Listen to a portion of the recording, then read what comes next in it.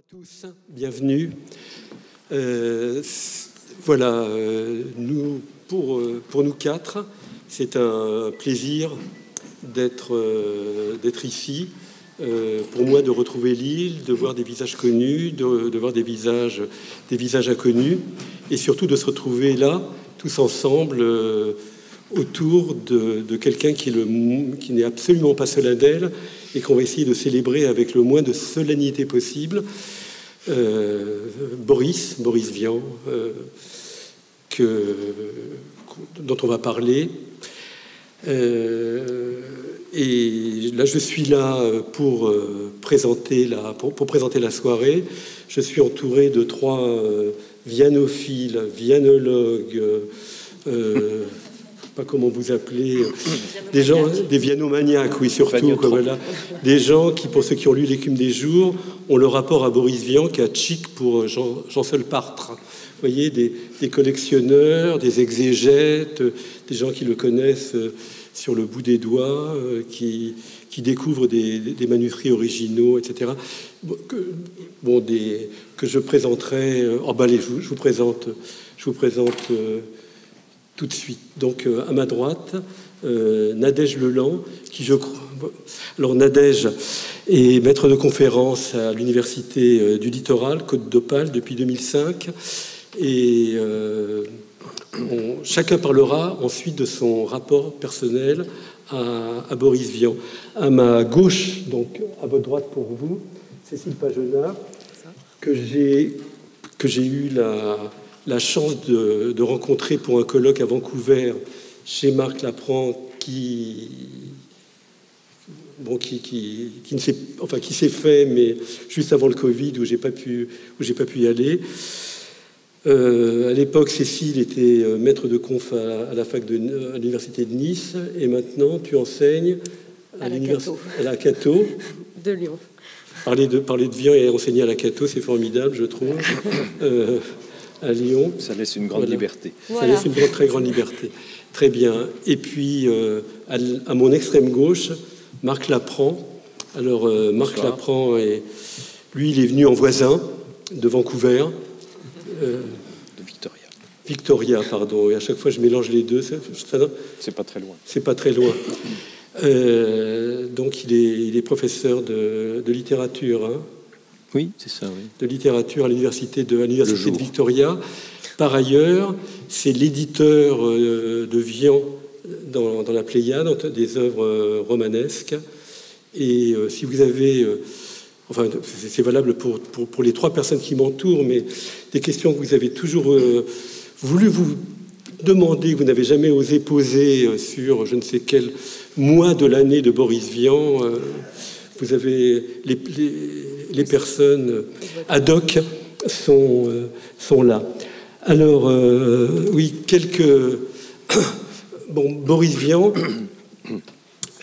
pour chacun d'entre nous, a été fondamental, a été fondateur de quelque chose.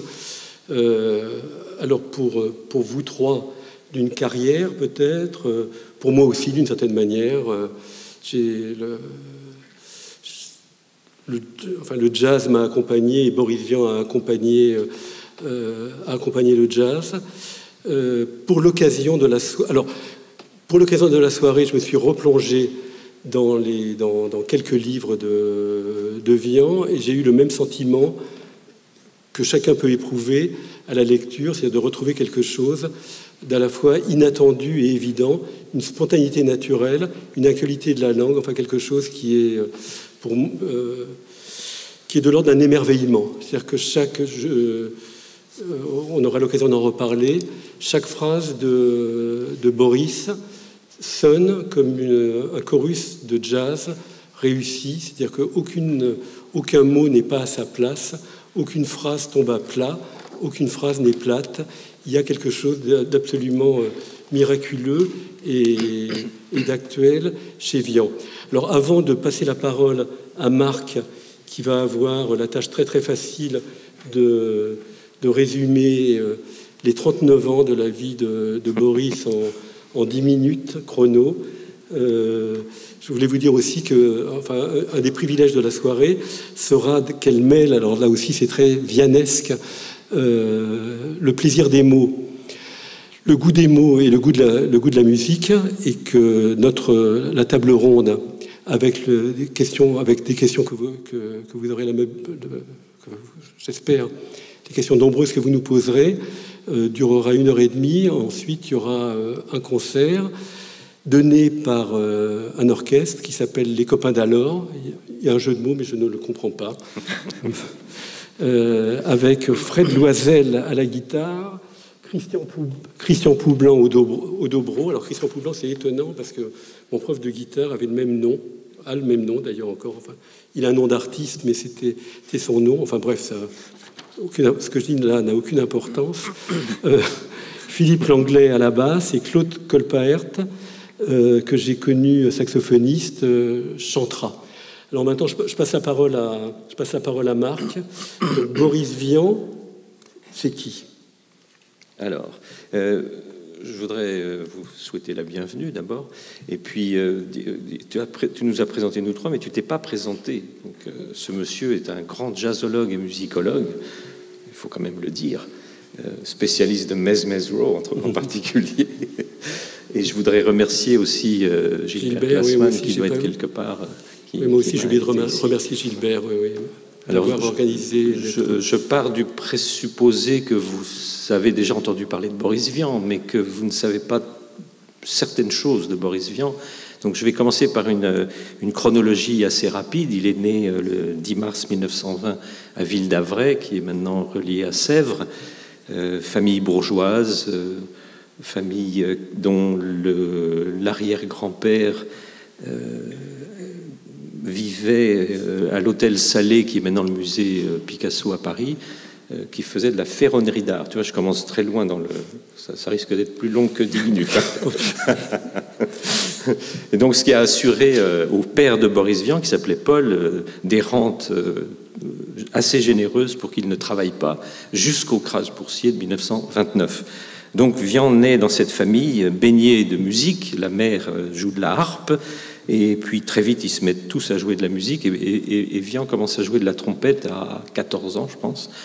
Et puis petit à petit, il va découvrir le jazz par la revue Jazzot, le Hot Club de France, voilà, qui était dirigé par Hugues Panassier, qui a eu droit à quelques déformations de son nom, mais bon, je reste très pudique sur la chose. Et puis... petit à petit, lui vient l'idée d'écrire. Il se marie très très jeune, il se marie à 21 ans avec Michel Léglise, qui va jouer un rôle très important dans l'écriture. Elle va le pousser littéralement à écrire. Donc mariée jeune, elle a le même âge que lui. Elle est décédée il n'y a pas très longtemps d'ailleurs. Donc elle a vécu plus longtemps que Boris, autant le dire. Ils ont eu leur premier enfant en 22. Donc tout ça va très très vite.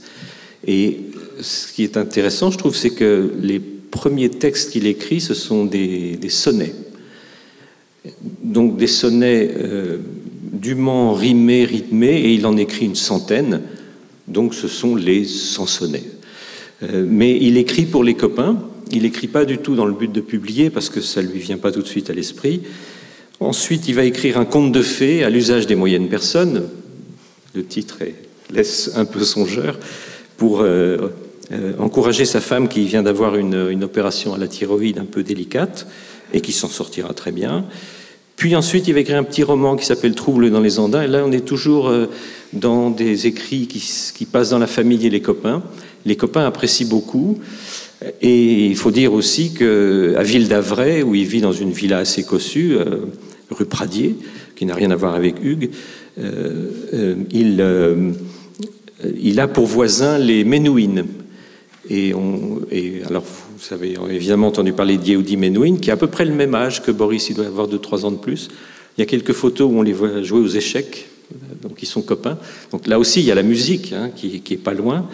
Et puis, ils ont aussi comme voisins les Rostand. Alors ça, c'est très important. Bon, le père Edmond, bien sûr, et puis Jean Rostand, le spécialiste de la grenouille, qui était un biologiste très très costaud, renommé, qui allait justement dans les étangs de coraux, ce qu'on appelait les étangs de coraux à Ville d'Avray, à la pêche à la grenouille, et qu'il disséquait joyeusement.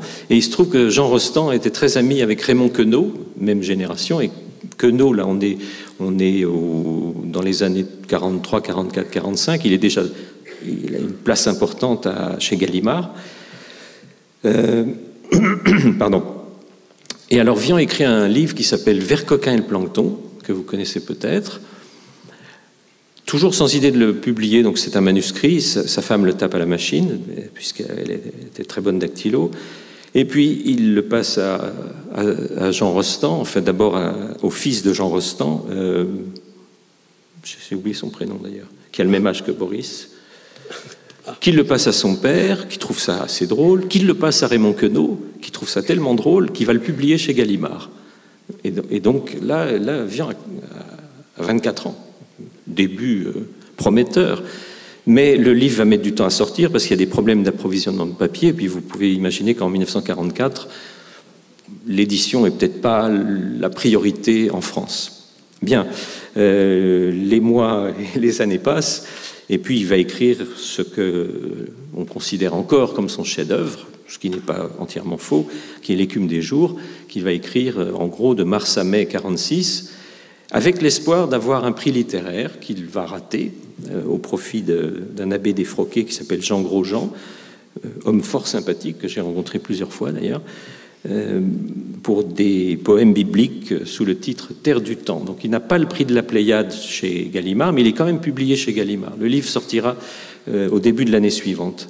Je me permets Vas-y, je t'en prie. Je me permets de t'interrompre au sujet de L'écume des jours. Marc me disait qu'il avait vu le manuscrit que tu as vu le manuscrit original de L'écume des jours à la Bibliothèque nationale de France, et ce manuscrit ne comporte quasiment très peu de ratures, quoi, voilà. Et donc quand on lit L'écume des jours et quand on se rend compte de la fluidité du style, imaginez que ça a été écrit comme ça, effectivement, en très peu de temps et au fil de la plume, c'est absolument vertigineux. Oui, merci de le mentionner, Philippe. Effectivement, c'est un manuscrit de 222 feuillets exactement, avec à peu près pas de rature. Et alors, quand je l'ai lu, j'étais à la recherche de la formation de jeux de mots, de jeux de langage, mais ils sortent au fil de la plume, comme par exemple les portes cuir en feuilles de Russie. Donc, c'est une contrepartie qui a l'air de venir comme ça, ainsi que les autres. Et donc, je reviens à l'été 46. L'année 1946 est une année pivot, on va dire, dans la carrière de Vian, puisque à l'âge de 26 ans, donc, il va écrire 3 de ses romans qui sont encore les plus connus, à savoir donc L'écume des jours, J'irai cracher sur vos tombes sous le pseudonyme de Vernon Sullivan, dont il se prétend le faux traducteur, et L'automne à Pékin à l'automne, donc enfin les choses vont bien. Et à partir de ce moment-là, il va écrire de plus en plus vite d'ailleurs, comme si écrire un roman en 3 mois, ça va un peu trop lentement pour lui. J'irai cracher sur vos tombes, il l'écrit en 15 jours à la plage en Vendée, quelque part, je ne sais plus le nom de la plage. Et puis L'automne à Pékin, il va quand même mettre 3 mois pour l'écrire. Mais c'est un peu le maximum, la durée maximale pour lui pour écrire un roman. Alors, à partir de J'irai cracher sur vos tombes, il y a un tournant qui s'opère dans sa carrière littéraire, puisqu'il a un double qui écrit quelque chose de complètement différent. Je ne sais pas si vous avez lu J'irai cracher sur vos tombes. On est aux antipodes complètement de L'écume des jours. Et puis, il va y avoir une alternance assez curieuse entre les romans signés Vian et ceux signés Sullivan, puisqu'il va y avoir 4 grands romans signés Vian, donc L'écume des jours, L'automne à Pékin, L'herbe rouge et L'arrache-cœur, et à peu près dans une alternance assez régulière, les 4 Sullivan, donc J'irai cracher sur vos tombes, Les morts ont tous la même peau, et On tuera tous les affreux, et elles se rendent pas compte.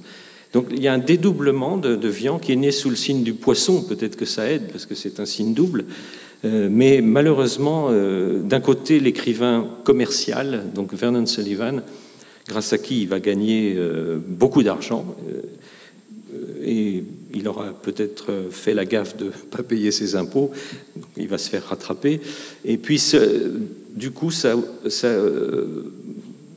ça commence ça met un rideau devant la carrière de Vian, et L'écume des jours est publié, mais passe inaperçu. À sa mort, on dit qu'il en a vendu quelques centaines d'exemplaires, alors qu'aujourd'hui, donc très longtemps après, on est dans les 80 000 en livres de poche annuellement, pour vous donner un ordre d'idée. Donc les choses sont rétablies, mais malheureusement, il n'en aura pas profité. Et puis, fin des années 40, alors, il y a aussi la musique. Là, je parle de sa carrière littéraire, mais c'est un trompettiste. Il a appris à jouer de la trompette, plus ou moins en autodidacte. Il joue avec ses frères. L'un de ses frères, Alain, joue de la batterie. L'autre, Lélio, joue de la guitare. Donc c'est vraiment une histoire de famille, mais qui va quand même l'amener à jouer dans les fameuses caves de Saint-Germain-des-Prés, les troglodytes, comme on les appelait, à la Libération. Alors, il jouait dans les caves parce qu'avant, il y avait la défense passive, c'est la seule raison. C'est une bonne raison pour bien s'enfumer les poumons aussi, parce qu'il n'y avait pas énormément de ventilation et on pouvait fumer partout. Mais ce qui, pour son cœur, parce qu'il avait une condition cardiaque, n'était pas nécessairement l'idéal. Alors, il y a eu cette période assez brève, en fait, qui est devenue un peu un mythe, le mythe de Saint-Germain-des-Prés. 1948. Voilà, c'est ça, c'était 2-3 ans. Alors, Sartre a eu la mauvaise idée d'aller une fois au Tabou, et donc ça voulait dire que les existentialistes vont écouter du jazz à cause de Boris Vian. Enfin, bon, ça devenait un peu comique. Et puis finalement, il a dû, en 50-51, lâcher la trompette, parce que ça ne lui faisait pas bien. Il avait un souffle au cœur, et donc ça ne lui faisait pas de bien. Et à partir de 50, il vient de se séparer de sa femme en 49. Il va très vite rencontrer Ursula Kubler, qui est danseuse au ballet de Roland Petit, et avec qui il va se marier en 54. Et là, on passe dans un autre monde qui est carrément le monde de la chanson, de la variété et du théâtre aussi, puisqu'il va écrire plusieurs pièces de théâtre après ça. Il a écrit 11 pièces de théâtre, Vian. Et il a écrit, il faut quand même le dire, il a écrit 500 chansons. Alors il en a chanté lui-même une vingtaine à peu près, grâce à Canetti qui lui a dit « Mais pourquoi tu chanterais pas tes propres chansons aux Trois Baudets ?» Et alors il était terrifié d'être sur scène, mais il avait pris des cours de chant pour poser sa voix quand même, hein. Et puis maintenant, ce sont des classiques, hein, les « Fais-moi mal Johnny »,« Je suis snob, je bois », que vous connaissez certainement. Le Déserteur, évidemment. Le Déserteur, bien entendu. D'ailleurs, je me demande si je peux faire une brève parenthèse à la partie chanson, monsieur l'organisateur.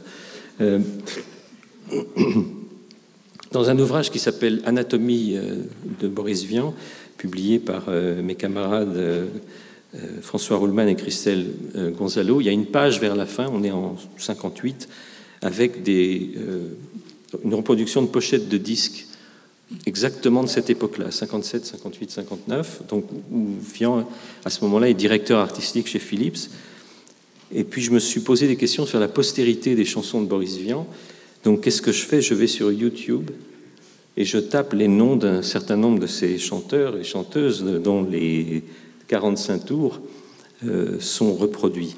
Alors il y en a une chanteuse qui s'appelle Caroline Claire, CLR, 157 visites. Il y a Paola, Si t'as été à Tahiti, que vous connaissez peut-être, je pourrais la chantonner, 616, une certaine Catherine Caps, certains l'aiment chaud, elle a dû l'aimer froid puisqu'il n'y a eu que 57 visites, et même Juliette Gréco, la complainte du téléphone, là on passe quand même à un niveau supérieur, 1017. J'ai fait ça exactement le 11 novembre. Quel jour est-ce que j'ai fait ça? Le 11 octobre, je crois. Donc il y a un mois. Louis Massy, Une bonne paire de claques, 1662. Zizi Jeanmer, très connu, La croqueuse de diamants, là ça monte un peu, 3807. Et enfin Catalano, Les Gitans, 3017. Maintenant, on va du côté de Boris Vian, alias Bison Ravi. Donc j'en ai pris quelques-unes, hein, je ne vais pas vous asséner tout le répertoire. Je bois, n'importe quel jaja, 50 788 visites. Les joyeux bouchers, pardon, joli lapsus, 132 690. La complainte du progrès, 161 734. La Java des bombes atomiques. Mon oncle, un fameux bricoleur, faisait en amateur des bombes atomiques. 274 722, et alors j'ai gardé le meilleur pour la fin, puisque tu as mentionné le déserteur, 5 486 690. Je ferme la parenthèse pour dire nous continuons d'écouter Boris Vian. C'est beau quand même. Je vais bientôt m'arrêter, je crois que j'ai dépassé mes 10 minutes, mais bon, vite. Donc, disons, les 4-5 dernières années de sa vie sont marquées par son chef-d'œuvre dramatique, qui est Les Bâtisseurs d'Empire, qu'il écrit en 1957, qui sera joué malheureusement 6 mois après sa mort, puisqu'il va mourir le 23 juin 1959, à l'âge de 39 ans, donc, en nous laissant cette œuvre immense, qui totalise aux éditions Fayard des œuvres complètes à peu près 10 000 pages de texte. Et on se disait tout à l'heure, que se serait-il passé s'il avait vécu, mettons, jusqu'à 70 ans? On aurait eu du travail pour plus d'une vie, en fait, à publier et éditer ses œuvres. Voilà. Et il est mort d'une manière dramatique et idiote en assistant à la pré-première d'une adaptation de J'irai cracher sur vos tombes qu'il désavouait. Donc le 23 juin 1959, il a eu une crise cardiaque, puis il est mort 1 heure après, en route vers l'hôpital Laennec, rue de Sèvres. Voilà, j'arrête ma petite biographie. Et sa vie posthume est fabuleuse, au niveau de la connaissance de l'œuvre, au niveau de son succès, au niveau de sa répercussion. Mais quand il meurt, il est connu pas toujours pour les bonnes raisons, c'est-à-dire L'écume des jours, roman inconnu, L'automne à Pékin, inconnu, L'arrache-cœur, inconnu, L'herbe rouge, inconnu. Donc sa postérité littéraire a resitué plus de justice dans son devenir. Voilà, je vous remercie de votre attention. J'espère que vous avez pris des notes, parce que... Oui, moi j'ai appris des choses aussi. Oui, merci Marc. À cela, il faut ajouter. C'est toujours facile d'ajouter une fois que le gros œuvre est fait, d'ajouter la petite touche. Il y a le producteur de disques, oui. le critique de jazz, qui est absolument remarquable, le journaliste, les portraits de musiciens dans Jazzote. Je les ai relus aujourd'hui. Ils sont époustouflants de précision. Et il y a quelque chose chez Vian qui est extraordinaire. Oui, tu es passé aussi très rapidement sur sa formation, qui est une formation d'ingénieur. Oui, exact, oui. Il est centralien. C'est qu'il y a chez lui le mélange dans son écriture, un mélange de précision extrême et d'indécision. C'est des mots que j'utilise exprès. C'est l'art poétique de Verlaine. Ça commence de la musique avant toute chose. Des choses précises et indécises à la fois. Et chez Vian, il y a cette idée-là, c'est-à-dire qu'il y a une atmosphère fantastique et aussi qui tient à la précision des mots. Alors, pour continuer la soirée, on a souhaité aussi que chacun dise son rapport personnel à Vian. Alors, Cécile Pagenat a fait une thèse sur les procédés de fictionnalisation. Tout à fait, c'est pas facile à dire. Je me suis entraîné juste avant pour dire fictionnalisation. Donc, tu es spécialiste du Vian romancier. Alors, j'aimerais savoir comment le Vian est arrivé dans ta vie. Pourquoi voilà. Moi, ce qui m'intéresse, c'est le coup de foudre. Toujours, pourquoi d'un seul coup, on est traversé par quelque chose qui change votre existence. Alors, à propos de Vian. Je pense que c'est une question qui me travaille aussi. Alors, ma découverte de Vian, je pense qu'à l'époque, je dois avoir 14-15 ans. Ça doit être l'été, je pense. Et à l'époque, j'ai honte de le dire maintenant, mais je n'aime pas lire. Ça m'ennuie, ça ne me parle pas. Et voilà. Et je pense que mes parents, un petit peu désespérés, au bout d'un moment, me tendent un Boris Vian, parce que mon frère devait l'avoir fini, je sais pas. Comme une thérapie. Ouais. Et je me mets à le lire, et sur les premières phrases, je me rends pas bien compte de ce qui se passe, mais en tout cas, ça me parle. Pour une fois, je suis prise dans quelque chose, je dévore le roman, je pense, dans la journée, et il y a quelque chose qui me frappe et qui qui me frappe encore aujourd'hui, c'est à la fin de l'Écume des jours, quand la souris veut se suicider, qu'elle fait appel au chat pour qu'il veuille bien la décapiter si elle se met dans sa gueule, etc. Le chat, il est au soleil, il est bien, il a chaud, il a un petit peu la flemme, et Boris Vian écrit « Il faisait chaud et ses poils étaient tous bien élastiques ». Et c'est magnifique. Et voilà. Et ça m'a marqué. Je me suis dit, mais j'ai jamais rien lu d'aussi vrai. C'est l'image parfaite. Je sais pas l'expliquer parce que je sais pas, mais c'est la sensation que j'ai. J'ai vu ça, je me suis dit, c'est ça. Et pour une fois, j'avais l'impression d'avoir une littérature qui parlait à ce que moi je ressentais. Et je pense que justement cette question du coup de foudre, de cette découverte, alors j'ai un petit peu déchanté parce que j'ai tellement aimé qu'on avait un autre roman qui était signé Boris Vian à la maison, c'était J'irai cracher sur vos tombes, mal signé. Et donc vraiment je partais en train, je l'ai lu dans le train, ça m'a un petit peu choquée. Je m'attendais pas du tout à ça. J'étais même un peu gênée de le lire dans le train à certains moments parce que c'était un peu cru. Mais bon, j'ai appris à aimer la diversité de Vian aussi. Et finalement, ce qui m'intéresse et ce qui m'a intéressé dans toutes mes études et aujourd'hui encore, c'est de comprendre d'où viennent ces images. Comment est-ce qu'il fait pour créer cette vérité, ces phrases assez chocs parfois, où on se dit, bah oui, et c'est ce que tu disais avec l'évident. Et c'est vraiment ça. Je ne sais pas comment il fait. Et moi, c'est ça qui me passionne chez Vian, c'est réussir à comprendre comment il crée ces images. Voilà, je pense que c'était bien. Alors Nadège, je crois que toi tu as découvert, enfin plus exactement, enfin je sais pas, ton travail sur Vian est relativement récent. Non, il est assez ancien en fait. Ah bon. Il est assez ancien, il date d'une vingtaine d'années. Oui.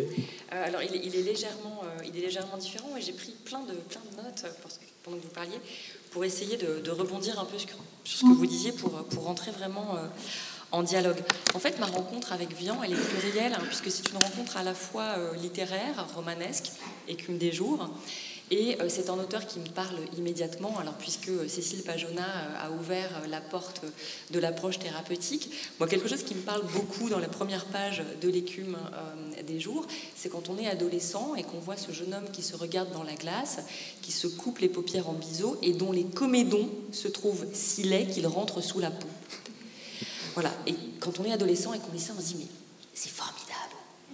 C'est-à-dire que c'est quelqu'un qui a d'abord les mêmes problèmes que moi, mais qui, lui, a une réponse magique. Voilà. Et c'est ça qui m'a pris par la main. Ensuite, je suis devenue enseignante et donc j'ai essayé de faire prendre la main de mes étudiants par ces pages, justement, qui leur parlaient. Mais pour revenir à ma propre découverte, elle est aussi musicale. Je découvre à peu près en même temps, on a un disque de Vian à la maison, donc mes parents ont un des premiers disques de Vian, et en permanence, mon rapport à Vian est littéraire et musical. Je suis obsédée par Quand j'aurai du vent dans mon crâne, dans la version d'Aznavour, qui m'envoûte et que je peux écouter 4 heures de suite tous les jours. Et je découvre un jour donc les traductions des opéras de Bertolt Brecht et Kurt Weill par Boris Vian et donc leurs interprétations. Et j'arrive au Chevalier de Neige. J'arrive au Chevalier de Neige, dont je m'aperçois qu'en fait, c'est l'œuvre la moins aimée des vianistes, et j'en regarde 2 droit dans les yeux, qui ne me contredisent pas. Je découvre le Chevalier de Neige en m'apercevant que c'est l'œuvre la moins connue des vianistes et que c'est une œuvre qui n'est pas du tout connue dans sa composante musicale qui est essentielle. Il y a 2 Chevaliers de Neige, je pourrais y revenir tout à l'heure, mais l'un des 2 Chevaliers de Neige est un opéra et qu'on parle toujours de cet opéra de Boris Vian. En général, quand on parle d'un opéra, on l'associe au nom du compositeur. Le Chevalier de Neige est un opéra de Boris Vian et Georges Delerue. Voilà. Et le patatras, chez moi, il se fait avec ça. Il se fait avec la recherche de la partition d'orchestre du Chevalier de Neige. Et donc là, j'en parle avec émotion, effectivement, parce que c'est plus récent. Et mon grand amour, ma grande découverte, ma passion épidermique, c'est le Chevalier de Neige. Et moi, c'est cette œuvre-là que je peux lire, et je le fais 2 fois par an, en pleurant à chaque fois et en redécouvrant des choses. Alors, je ne sais pas si on y reviendra tout à l'heure. On y reviendra, on y reviendra. Oui. Bien. Voilà. Donc, les 2 chevaliers de neige, puisqu'il y en a 2, mais j'y reviendrai. Tu nous expliqueras ça tout à l'heure. Très bien. Oui. Monsieur Laprand, alors vous, votre patatras, c'était quoi?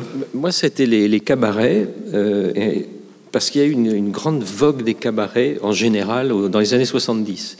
Et c'est comme ça que j'ai découvert Vian, avant de le lire en fait, 71-12 par là. Donc cabaret Boris Vian, on dit tiens allons voir ça. Donc c'est un mélange, ce cabaret était très bien fait, c'était à Besançon où j'étais étudiant et où j'étais ce matin aussi pour faire une sileps. Et c'était à la fois des chansons, des morceaux de jazz et des citations, un peu comme les exercices de style de Queneau. Je me dis mais qui c'est cet ovni là? Il faut que j'aille voir ça de plus près. Et puis ça m'a pas lâché pendant 50 ans. Enfin, tu me racontais aussi que tu avais proposé Vian comme sujet de thèse et qu'un de tes professeurs... C'était une époque heureusement révolue, mais pas encore tout à fait, pas en fait. Tout à fait. Où, quand de fil en aiguille, j'ai voulu faire un doctorat sur Vian, que j'ai fait, on m'a dit... un prof m'a dit Vian, c'est mince. Bon, enfin, la minceur est peut-être subjective. Hein, la minceur est dans l'œil de celui qui regarde ou qui lit. Donc, évidemment, ça n'a aucun sens. Mais je crois que j'ai eu la chance de faire mon doctorat à Toronto, au Canada, avec un prof très ouvert d'esprit qui est spécialiste du surréaliste. Et ça s'est plutôt bien passé.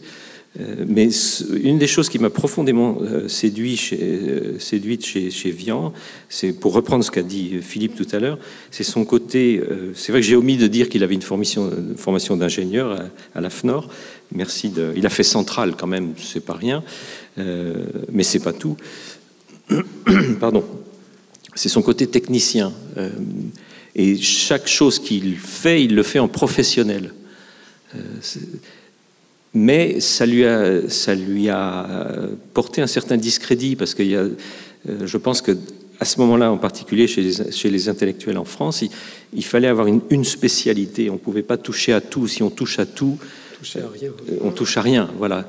Et Vian répondait à ça en disant ça dépend des bras qu'on a. Regardez les miens, ils touchent le sol. Enfin bref, etc., etc.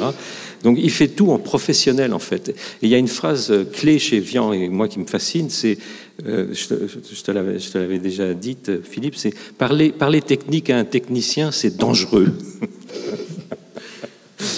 Et effectivement, il y a un mélange par exemple, dans l'Écume des jours, il raconte en une demi-ligne une réaction chimique d'un sel qui va précipiter l'oxyde de barium ou quelque chose comme ça, qui n'a rien à voir avec l'histoire d'amour entre Colin et Chloé, mais c'est vrai en fait.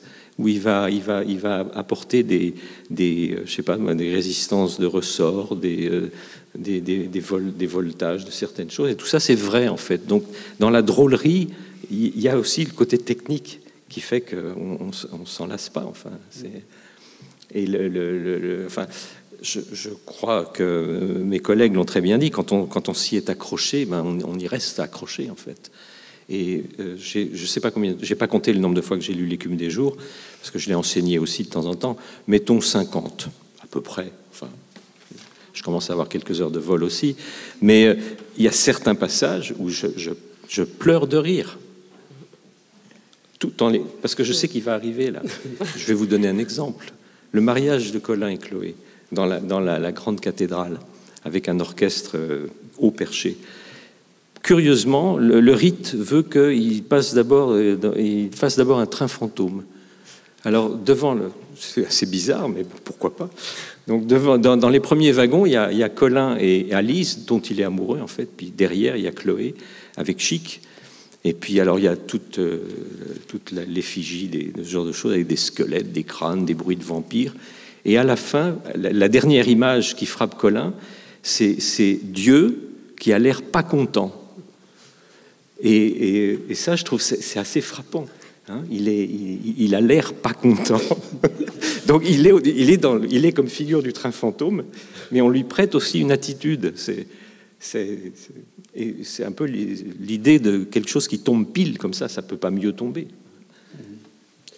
Alors comme je vais me prêter aussi, merci à tous les trois, je vais me prêter aussi à l'exercice. Ben, moi aussi, c'est une histoire d'adolescent. Hein. C'est comment dire, oui, c'est la découverte de l'amour aussi. Hein. Je lis L'écume des jours, j'apprends la guitare, je découvre le jazz en même temps, et j'ai envie de rencontrer Chloé, l'héroïne. Je me dis, Chloé doit exister. Et tel que... je vais essayer de retrouver la citation. Je vais essayer. Ah non, c'est pas... Oui, non, c'est pas... Oui, enfin, il y a deux choses sur Chloé. La manière dont Colin aborde Chloé est extraordinaire. Il la regarde, il la trouve jolie, et il s'approche d'elle, il lui dit « Vous avez été arrangé par Duke Ellington ?» Chloé est un thème de Duke Ellington. Hein. Donc, quand on découvre le jazz et qu'on est adolescent, aujourd'hui on découvre autre chose, mais on entre en religion. Hein. Il n'y a plus que ça. Et donc, le jazz associé à Chloé voilà, comme vous trois, m'a fait tomber par terre.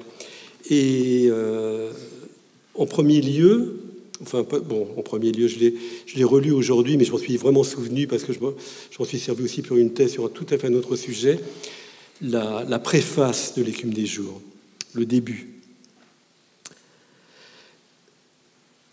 Quand on a 16 ans, ce genre de phrase est une phrase quilleuse, tueuse. Dans la vie, l'essentiel est de porter sur tout des jugements a priori. Alors déjà, quand on est adolescent, et on s'en prive pas, et moi je m'en privais pas du tout, je peux vous assurer. Donc c'était déjà, voilà, celui-là, c'est un frère pour moi. Et il continue en disant, alors là, c'était quelque chose qui il apparaît en effet que les masses ont tort et les individus ont toujours raison.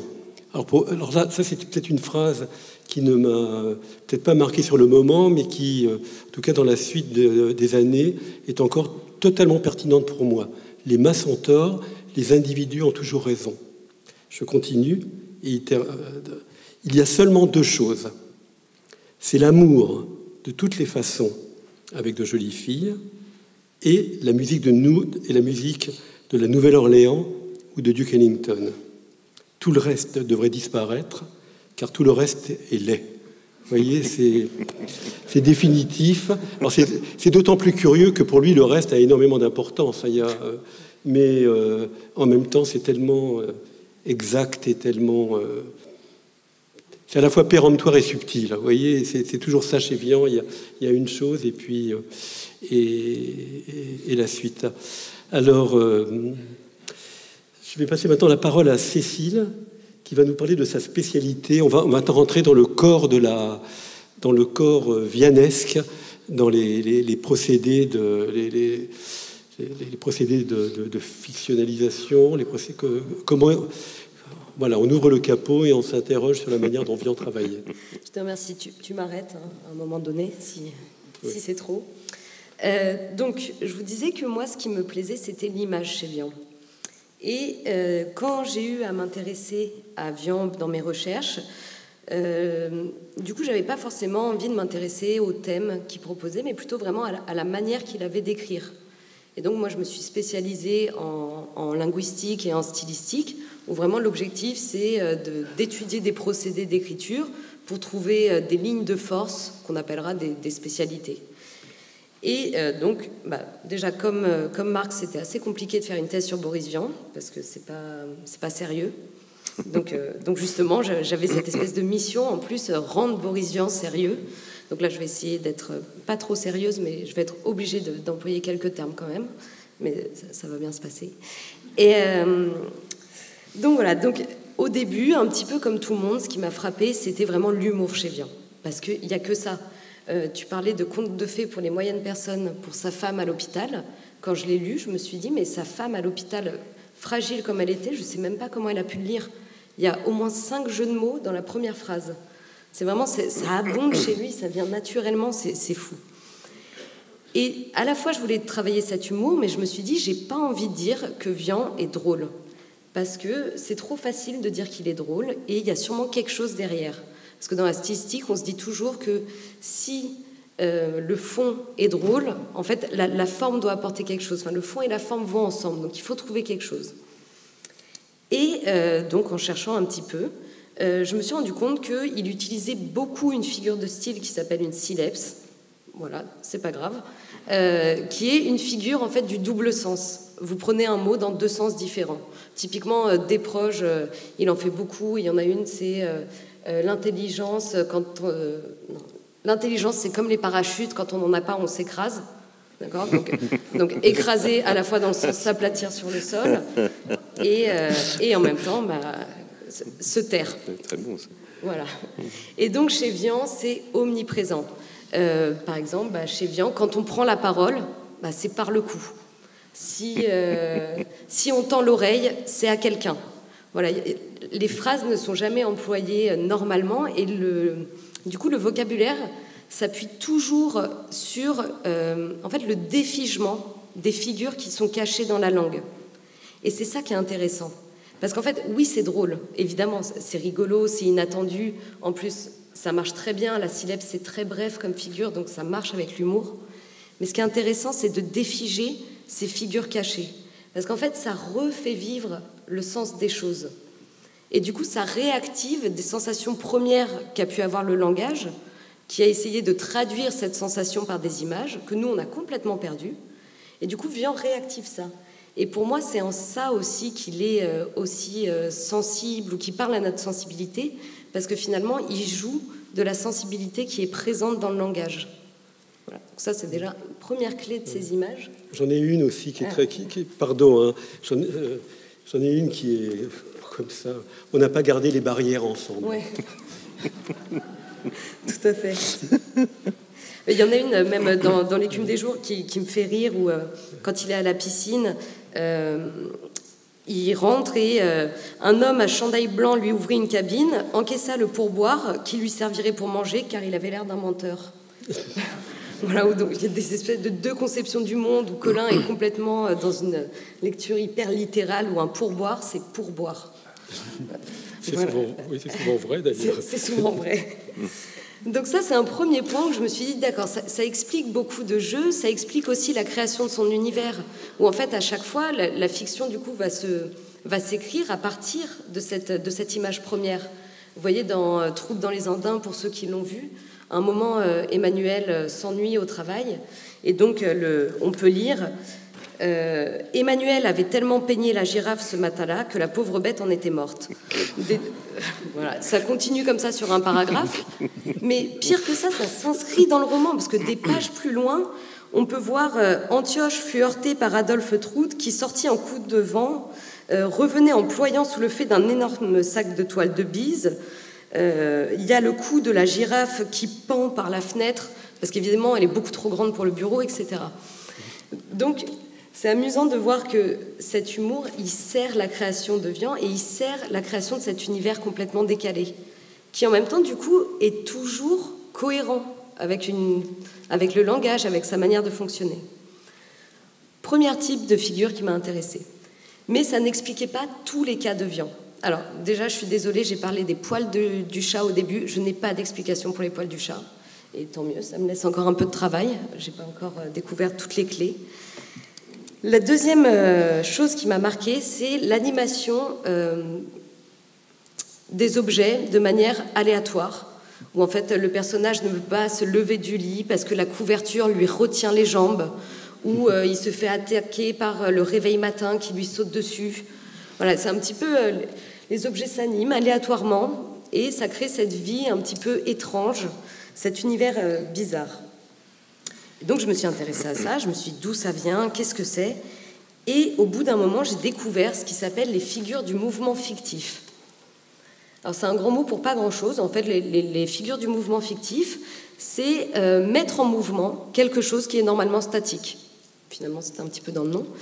Typiquement, tout à l'heure, j'étais dans le train, et puis je vois des maisons qui passent, et donc moi qui suis dans le train, je peux dire « les maisons défilent ». Vous voyez, je donne mon mouvement aux maisons. Voilà, c'est ça le figure du mouvement fictif. Et donc, chez Vian, ça, il y en a partout. En fait, ça va servir à projeter la sensibilité du personnage sur la fiction. Et il y a un exemple qui me marque, parce qu'en plus, c'est vraiment un moment qui est poignant dans l'Écume des jours. C'est, encore une fois, quand Colin est à la piscine. Décidément, il se passe beaucoup de choses à la piscine. Non, à la patinoire, pardon. Et il apprend que Chloé vient de faire un malaise. Et donc, on lit « Allô », dit Colin en prenant l'appareil. Il écouta. Chick le vit, étonné d'abord, devenir brusquement de la couleur de la glace. « Est-ce grave » demanda-t-il. Colin lui fit signe de se taire. « J'arrive », dit-il dans le récepteur, et il raccrocha. Les parois de la cabine se resserraient, et il sortit avant d'être broyé, suivi de près par Chick. C'est formidable. Voilà. Et vous voyez ces parois de cabine qui se resserrent, en fait, c'est le personnage qui imprime ces sensations, cette sensation de resserrement de la vie, de ce cœur serré par la crainte d'avoir perdu sa femme. Et donc cette sensation est projetée sur l'univers fictionnel, qui en fait le reproduit et met réellement le personnage en danger du coup d'être broyé par la cabine.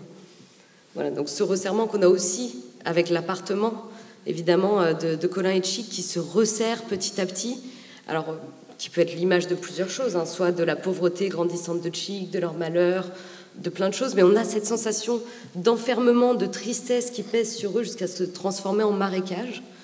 Donc voilà, ça c'est une figure qui arrive souvent, et il y en a une qui arrive sous l'effet du jazz. Et si tu veux bien, ce sera mon dernier exemple qui, je pense, parlera assez. Toujours dans l'Écume des jours. Alors, je vous promets, il y en a dans tout Vian. Je ne sais pas pourquoi, là, mes exemples tombent sur l'Écume des jours. Hein. C'est comme ça. Où Colin et Chloé sont dans la chambre et ils attendent la venue du médecin. Et pour savoir ce qu'a Chloé, ou pour une deuxième visite, je ne sais plus, là. Et donc, on lit... Il y avait quelque chose d'éthéré dans le jeu de Johnny Hodge, pardon. Johnny Hodge. Ah, Johnny Hodge, je me disais, merci. Quelque chose d'inexplicable et de parfaitement sensuel. La sensualité à l'état pur, dégagée du corps. Les coins de la chambre se modifiaient et s'arrondissaient sous l'effet de la musique. Colin et Chloé reposaient maintenant au centre d'une sphère. « Qu'est-ce que c'était » demanda Chloé. « C'était The Mood to be Wood » dit Colin. « C'est ce que je sentais » dit Chloé. « Comment le docteur va-t-il pouvoir entrer dans notre chambre avec la forme qu'elle a ?» Et donc, une fois encore, vous voyez, pour une fois, c'est pas le mouvement d'un personnage, mais c'est le mouvement de la musique qui est projeté sur la chambre et qui la transforme, et en même temps, qui donne aussi l'impression de cocon que peuvent avoir Colin et Chloé, qui pour une fois ont une pause un petit peu dans la maladie, qui se retrouvent tous les deux, où ils sont bien, il y a du jazz, donc forcément, Colin est content. Et on a toujours cette impression, cette sensibilité, cette sensation qui construit l'univers fictionnel. Parce que la chambre devient effectivement ronde, que les personnages s'inquiètent de voir si le médecin va pouvoir rentrer ou pas. Et tellement vrai que le médecin qui arrive derrière s'étonne. Et le médecin dit « Cette pièce sphérique a quelque chose de déprimant. Essayez de passer cela, papy. Ça la fera probablement revenir en place. Ou alors rabotez-la. » Donc, on est complètement dans une normalité fictionnelle, on n'est pas dans du loufoque, on n'est pas dans de l'absurde, c'est normal, mais c'est une norme que nous, on n'a pas. Et c'est amusant que le médecin propose une musique qui contrecarre l'effet, vous voyez, qui rendrait plus angulaire. Alors, j'ai pas cela, papy, en tête, donc peut-être tu saurais mieux que moi si c'est une musique qui est capable de rendre les pièces carrées. Mais ce qui est... que oui. Bien sûr que oui, et ben voilà. Mais ce que je trouve toujours fascinant, et tu l'as dit, c'est ce mélange entre précision et imprécision. Et indécision. Et indécision. Et là, vous voyez, on a cette indécision. Parce que, à la fois, on est dans un univers où passer de la musique change les formes des pièces, et en même temps, on a la solution complètement rationnelle du médecin, du genre, sinon, rabotez-la, hein, ça marche aussi. Donc on est toujours dans cette indécision de monde. Alors, tu as dit fantastique. Oui, fantastique, mais en même temps, on y est en plein dedans, on ne s'étonne pas de cet univers. Ouais, très réaliste. Ouais, réaliste, merveilleux un petit peu. Oui, oui. Mais à la française, où c'est la réalité, mais vue à travers de la distorsion. Et c'est ça que je trouve beau chez Vian. C'est qu'on est toujours dans le réel. Voilà, mais quelques pistes pour l'instant. Moi, voilà, je pars vraiment sur cette écriture de la sensibilité. Je vais passer la parole. Oui, juste ajouter une toute petite chose à propos de la pièce ronde, là. Mange-Mange, qui est le médecin, au nom prometteur. D'ailleurs, son enseigne, c'est une pelle de terrassier. Donc, bref, il porte une chemise jaune et un pantalon noir, et il se fait complimenter par Colin, qui lui dit « Vous avez une très belle chemise », et Mange-Mange dit quelque chose, je cite pas bien, mais il dit « Oui, c'est le contraste maximum, et accessoirement, ça évite de se faire écraser dans la rue ». Et en fait, il a entièrement raison, parce que ce sont exactement deux opposés dans les couleurs. Mais donc c'est encore le côté technique qui vient à un moment tout à fait inattendu. C'est tout ce que je voulais dire. Je te repasse la parole pour l'avis du technicien en vianisme. Mais juste un mot, ce que disait Cécile est très intéressant, parce qu'on a passé quelques jours avec des amis anglo-saxons, et j'étais étonné par le fait que Vian était il connaissait pas, il connaissait à peine, et je m'interrogeais sur la difficulté de Vian en terre anglo-saxonne, et tu m'as donné une réponse. Ça doit être extrêmement difficile à traduire. Ouais, je pense. Extrêmement difficile à traduire. Ouais. En tout cas, alors je pense que c'est difficile, parce que si tu regardes la recherche sur Vian en France, mais dans une extrême majorité, c'est des thèses en traductologie. Donc je pense qu'il y a vraiment... Oui, non, parce que traduire garder les barrières ensemble, enfin, comment on peut... Il faut trouver un équivalent. C'est très, très difficile. C'est difficile. Oui, Marc, alors, ton avis de spécialiste, qu'est-ce que tu pourrais nous dire sur l'art de Vian? Oui, en fait, on a eu quand même un peu de difficulté quand on a fait l'édition de la Pléiade pour expliquer certaines choses sans les trahir. C'est-à-dire, il faut donner des indications techniques, mais il ne faut pas non plus précéder Vian dans son invention et dans son inventivité. Et parfois, on a buté sur des choses qu'on ne pouvait pas expliquer, puis tout à coup, on trouve une solution. Et ce qui me frappe, c'est qu'on continue de trouver des solutions, en fait. L'édition de la Pléiade, elle a été publiée en 2010, à peu près à cette période de l'année d'ailleurs, donc ça fait 11 ans, mais on continue de trouver encore. Donc Vian n'est pas du tout mince, comme quelqu'un a pu le dire, puisque la richesse de sa prose et de sa poésie est telle que on n'arrête pas de trouver des choses, et notamment avec mon équipe rapprochée, avec qui on a fait la Pléiade. Alors, on s'est intéressé à ce qu'on pourrait appeler maladroitement la musique de la langue, puisque les deux sont évidemment liés. En particulier, quand j'ai fait allusion au Sansonnet, la poésie, c'est de la musique, surtout quand elle est rythmée, rimée, en 12 syllabes pour être classique. C'est évidemment de la musique. Au point d'ailleurs que Vian a écrit certains poèmes qui ont été mis en musique, alors que ce n'était pas prévu initialement. Je pense par exemple à « Je voudrais pas crever » qui est chanté magnifiquement par Serge Reggiani. On croit que c'est une chanson, mais au départ c'est pas une chanson, au départ c'est un poème. Et puis il y a aussi des passages qui ont été repérés par mon regretté collègue et mentor qui s'appelait Gilbert Pestureau, où il a repéré dans l'écume des jours, donc dans la prose ou dans des dialogues, des heptasyllabes, c'est-à-dire des groupes de 7 syllabes, que je vais vous lire en faisant des découpes volontaires. La première, c'est au chapitre 16. J'espère que je ne marche pas. Non, c'est bon. Colin courait dans la rue. Ce sera une très belle noce. C'est demain matin. Tous mes amis seront là. La rue menait à Chloé. Vous voyez la longueur du passage. Chloé, vos lèvres sont douces. Donc c'est à chaque fois 1, 2, 3, 4, 5, 6, 7. Vous avez un teint de fruits, vos yeux voient comme il faut voir, et votre corps me fait chaud. Alors c'est glissé là, mais on peut passer complètement à côté, sauf que là, Gilbert avait un œil de lynx et puis il l'avait repéré. Et un peu plus loin, même chose, même beaucoup plus loin, et Colin courait, l'angle aigu de l'horizon, serré entre les maisons, se précipitait vers lui. Je lis exprès en faisant les coupes. Sous ses pas, il faisait nuit. Il y a même des rimes internes. Et tout ça quand il a 26 ans, enfin, ça me dépasse complètement. Non seulement il n'y a pas de coquille ou de rature ou de repentir, mais en plus il y a des heptasyllabes jetés ici et là. Une nuit d'ouate noire, amorphe et inorganique, et le ciel était sans teinte. Alors ça, évidemment, ça fait de très belles notes hein, pour l'édition de la Pléiade. C'est bien pour un prof hein, de noter ça. Hein. Ben oui.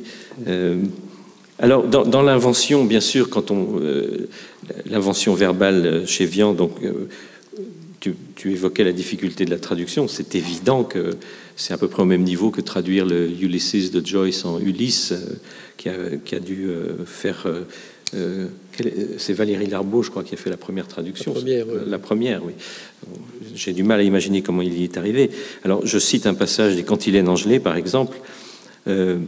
Si les poètes étaient moins bêtes, bon, je passe, ils construiraient des maisons jaunes avec des grands jardins devant et des arbres pleins de oiseaux, de myrliflutes et de liseaux, des mésanges et des feux vertes, des plumuches, des piques-assiettes et des petits corbeaux tout rouges qui diraient la bonne aventure.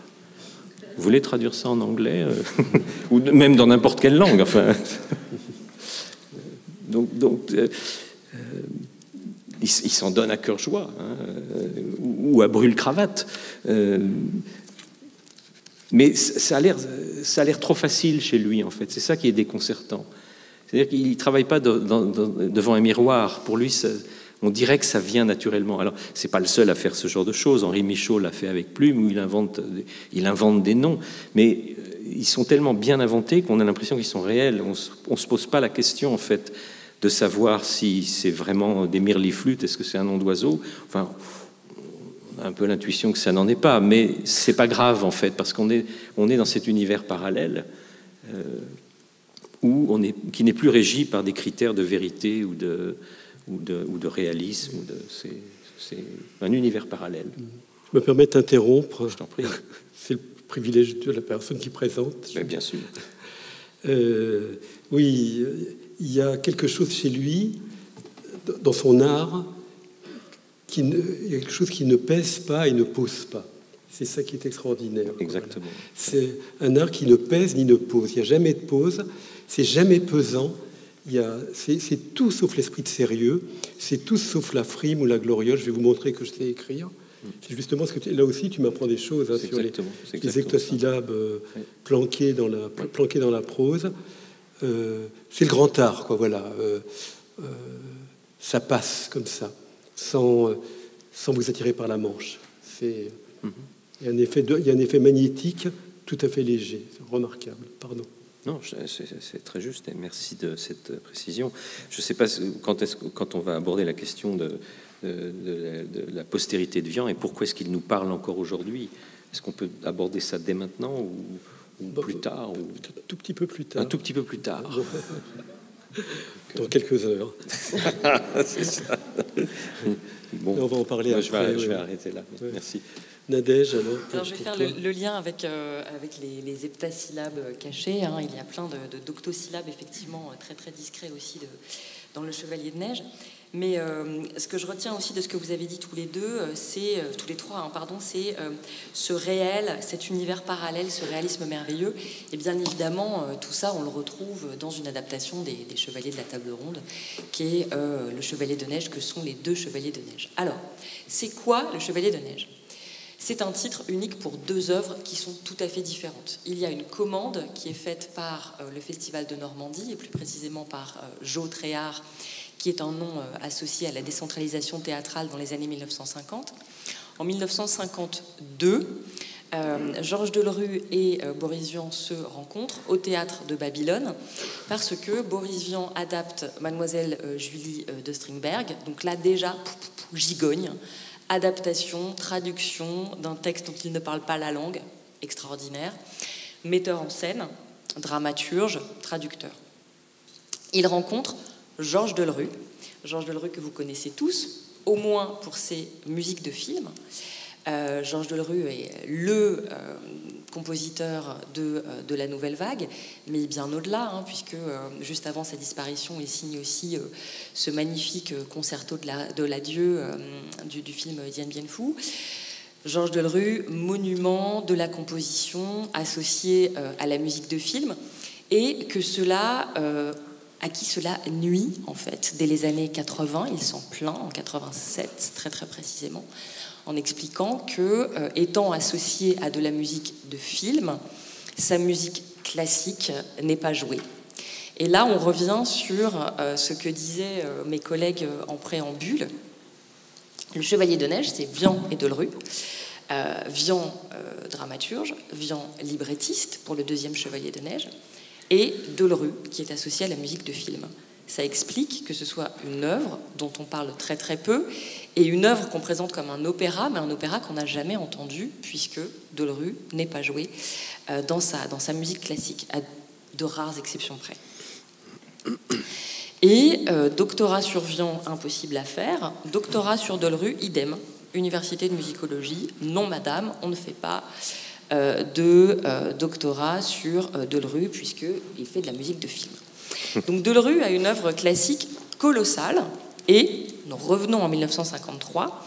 En 1953, Delerue est depuis quelques années compositeur et chef d'orchestre à la radio-diffusion. Et surtout, c'est un des noms les plus éminents de la musique de scène.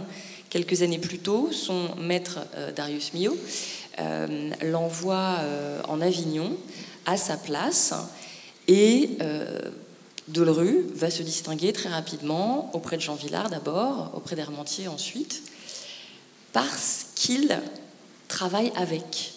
Parce que, loin des injonctions du sérialisme, quand on lui demande une musique de scène, eh bien, il travaille pour l'œuvre.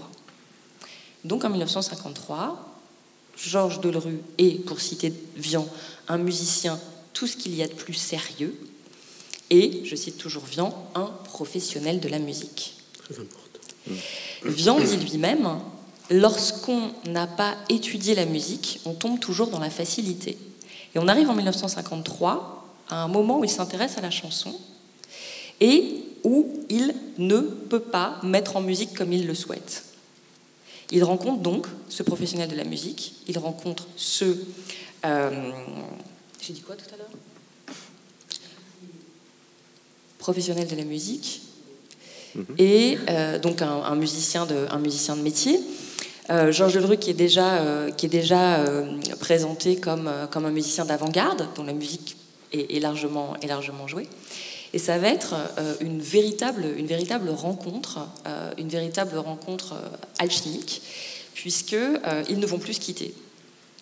Et la fin de vie de Boris Vian va être très très marquée par l'opéra.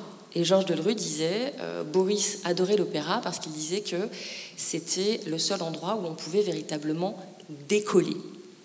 Et là, on revient à ce que vous avez beaucoup dit tous, c'est ce mélange de précision extrême et d'indécision. Boris Vian veut tout faire. Donc il veut écrire, il veut faire de la musique, mais il a rencontré Ursula, et Marc Laprand l'a très bien dit tout à l'heure, du coup c'est la danse, la chanson, la variété. Comment est-ce qu'on mélange tout ça à l'opéra ? Il s'appelle Boris, d'ailleurs, par...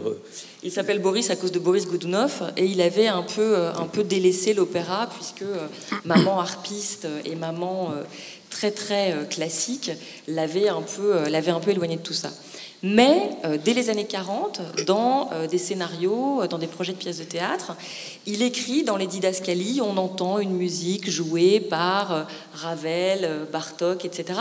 Donc cette musique savante, c'est lui qui utilise le terme, donc je l'utilise très commodément après lui. Cette musique savante, elle est très très très très très présente. Et la rencontre avec Delerue va permettre d'exprimer tout ça. Donc 1953, œuvre de commande. Au départ, c'est un texte dramatique avec une musique de scène. La chanson va prendre de plus en plus de place. Et à l'issue donc de ce travail de commande, Delerue et Vian envisagent de faire un opéra. Là, il rencontre Marcel Lamy, qui est directeur de l'opéra de Nancy, et qui leur dit, voilà, vous écrivez un opéra, et il sera joué en 1957 à l'opéra de Nancy. Triomphe, Marcel Lamy devient directeur de l'Opéra Comique. Le Chevalier de Neige est programmé pour la première saison, donc en 1960. Il doit être joué le 11 novembre 1960. Et puis, sur fond de grève et de guerre d'Algérie, il y a une quinzaine de spectacles qui sont déprogrammés, dont les Contes d'Hoffmann, la Traviata, voilà, des œuvres du répertoire. Et le Chevalier de Neige, Vian décède. Delerue devient le compositeur de la nouvelle vague. Et cette œuvre ne sera plus jamais jouée. Alors, il y a 2 ou 3 autres choses que je voulais dire aussi, toujours pour rebondir sur ce que disaient mes camarades tout à l'heure. Au moment où il écrit le Chevalier de Neige, il a envie d'œuvre. Hein, on est vraiment complètement à l'opposé de ce qui se passe avec l'écume des jours. Là, on est en 1953 pour la première œuvre de commande, donc pour le premier Chevalier de Neige, et L'Arrache-Cœur est publié, mais chez un tout petit éditeur, donc c'est vraiment une dernière infortune en matière romanesque. Et au moment où il se lance dans le Chevalier de Neige, Boris Vian a vraiment envie de faire œuvre. Fluidité du style, pas de rature, c'est aussi quelque chose qu'on retrouve chez Delerue, qui a une colossale capacité de travail. Donc là-dessus, les 2 hommes se retrouvent aussi. Le Chevalier de Neige, dans sa version opéra, c'est 1200 pages de composition en 9 mois. C'est absolument énorme. Et puis, qu'est-ce que je voulais dire aussi ? Oui, sur le succès. Quand le Chevalier de Neige est édité en 1974, il est édité avec les autres œuvres à ce moment-là. Et donc, il passe et Noël Arnaud se dit, bon, bah voilà, tant qu'à faire, on le publie aussi. Et c'est une grosse surprise. C'est 4000 exemplaires vendus en 5 mois. Et on y reviendra sans doute après, justement, sur ce qui fait l'actualité du Chevalier de Neige et la postérité. Voilà. Pour ce que disaient les collègues tout à l'heure, c'est pour ça que j'ai pris beaucoup de notes. C'était vraiment pour essayer de caler mon propos sur ce que vous aviez pu dire en essayant de rester sur les choses communes. Merci, Nadège. Oui, moi, je voudrais juste dire un petit mot sur le jazz et sur l'Amérique, sur les États-Unis.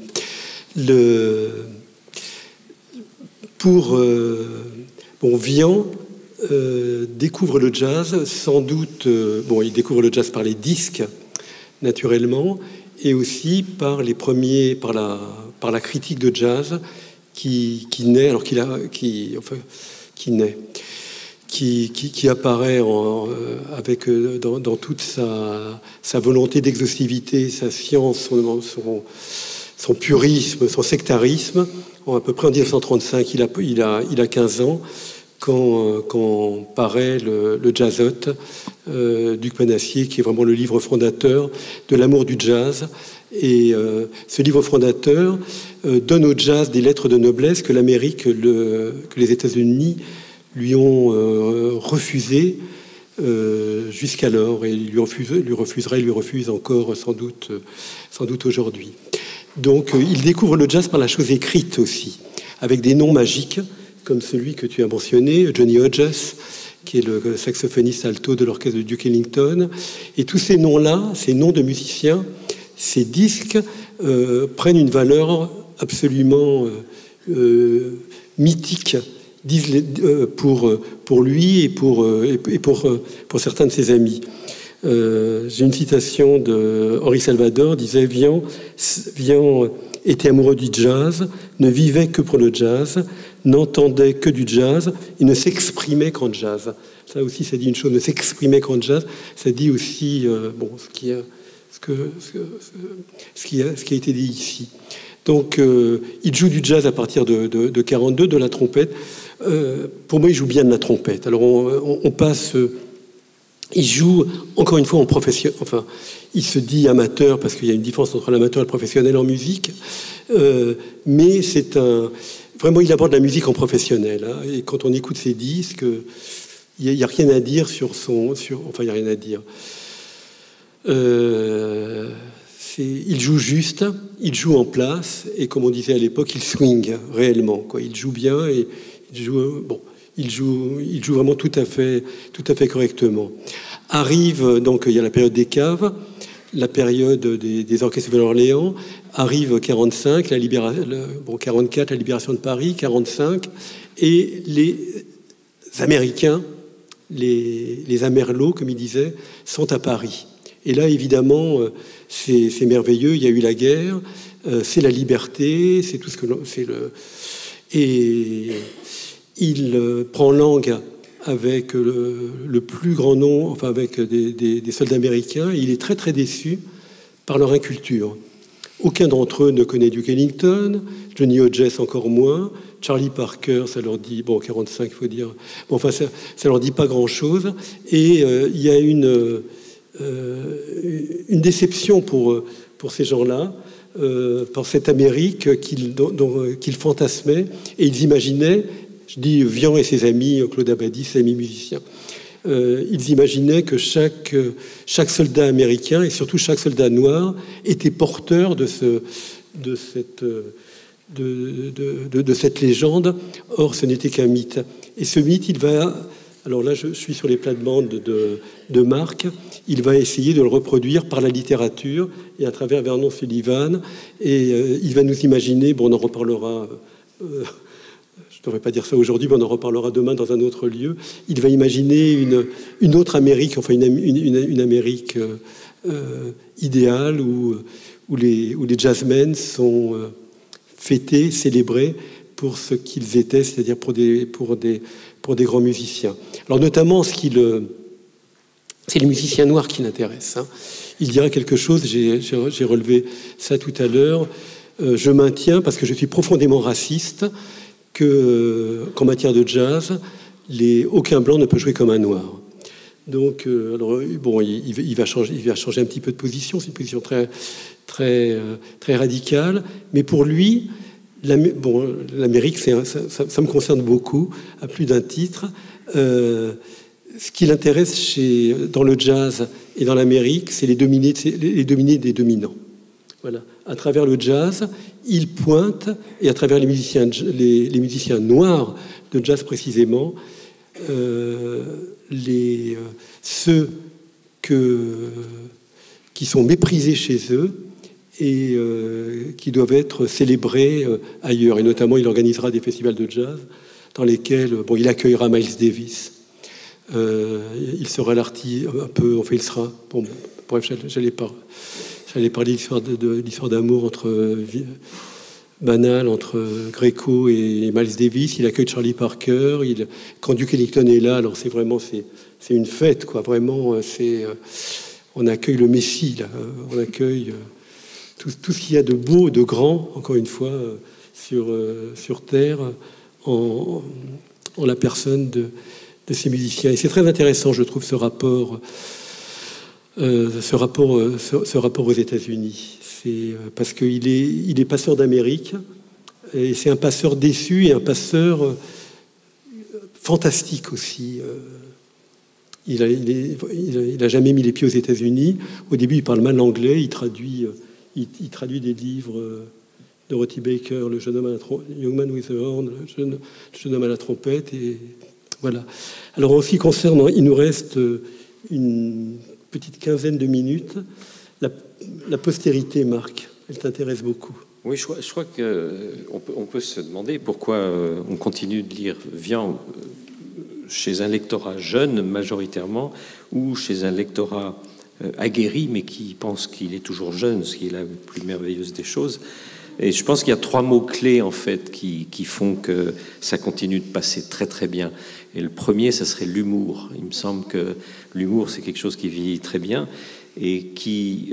l'emploi presque abusif, j'ai envie de dire, de l'humour chez Vian vient du fait que l'humour n'est pas une figure comme telle, mais c'est une distance par rapport à la chose dont on parle. C'est pour ça que c'est peut-être plus naturellement pratiqué chez les anglo-saxons que chez les latins, je pense. Et je pense que c'est aussi... L'humour trahit le fait qu'il ne se regarde pas en train de travailler, et il a toujours cette distance. Et puis, il peut nous asséner des drôleries à des moments les plus inattendus. et même à des moments graves, comme par exemple la fin de l'Écume des jours, à quoi Cécile a fait allusion, alors que je veux dire, la souris a envie de mourir, mais le chat n'a pas particulièrement envie de la croquer, mais il se dit, bon, allez, je vais faire un petit effort. Alors il étend, il dit, mets ta tête dans ma bouche, dans ma gueule, et c'est ce qu'il fait. Puis d'ailleurs, il lui demande, oh, t'as mangé des sardines ce matin, ou quelque chose comme ça. Et puis, pour être sûr que ça va marcher, le chat pense qu'il lui faut un geste réflexe, donc il étend sa queue sur la rue, où viennent chanter 12 filles aveugles, ou quelque chose comme ça. Et c'est la fin de l'Écume des jours, qui est un moment très tragique, mais qui est drôle aussi. Donc ça, pour moi, c'est le premier mot-clé. Le deuxième mot-clé, c'est évidemment le mot musique. Alors tu disais de la musique avant toute chose, évidemment, bien entendu. Et la musique est partout dans son œuvre. Alors c'est intéressant parce que le jazz va profondément inséminer ses premières œuvres jusqu'à l'Écume des jours. Après, le jazz, il est un peu... Il disparaît en fait. Alors Gilbert Pesturo avait fait une étude très intéressante que vous connaissez sûrement. Il avait remarqué que dans l'Écume des jours, jusqu'au mariage de Colin et Chloé, on est dans des tempos de boogie-woogie. Et effectivement, les morceaux qui sont mentionnés de Duke Ellington et d'autres ont des beats très très rapides et très gais. Et puis après le mariage, c'est-à-dire au moment où Chloé attrape son nénuphar dans le poumon, on arrive dans du blues. Et en fait, c'est une étude assez étonnante qu'il avait faite. Mais c'est pas quelque chose qu'on perçoit comme ça facilement. Alors, si on est connaisseur de jazz, c'est plus facile de le percevoir. Tous les morceaux Slap Happy ou The Mood to Be Wood.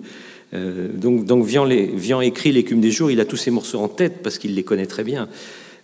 Mais il transmet aussi ce savoir. Il nous donne envie d'écouter cette musique et d'aller faire un tour dans cette ville qui est Paris, mais qui n'est jamais nommée, où les boulevards s'appellent le boulevard Louis Armstrong, la place Duke Ellington, je sais pas.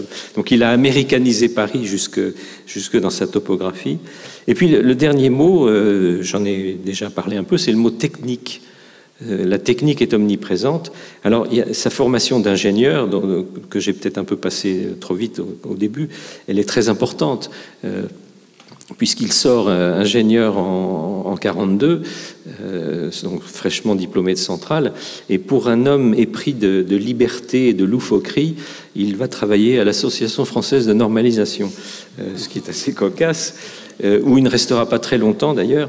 Au bout de 2 ans, il va rédiger dans le plus grand sérieux une norme des injures qu'il va passer à son patron, qui a peut-être été l'un des facteurs de son renvoi.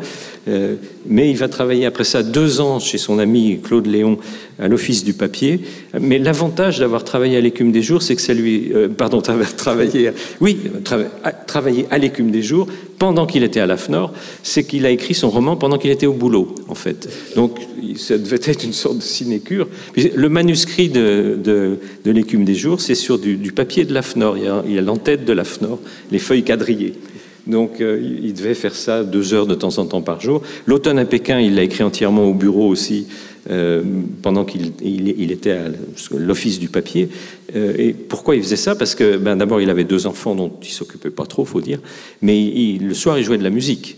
Et puis, quand il a commencé à faire des traductions, donc, c'est-à-dire à partir de 46-47, Gaston Gallimard lui proposait plusieurs titres.